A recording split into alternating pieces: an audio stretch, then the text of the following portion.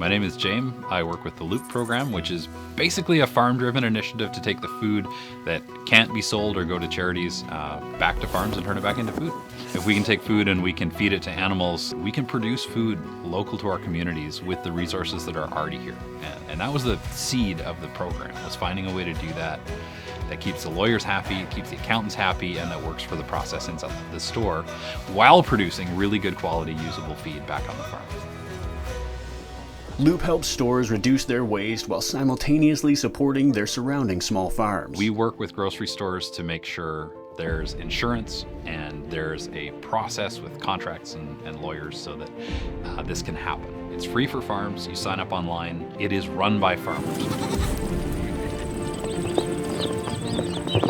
Whether your store has 2 boxes or 2 pallets full of boxes, we match stores with farms that will benefit from what you can't sell and can't donate.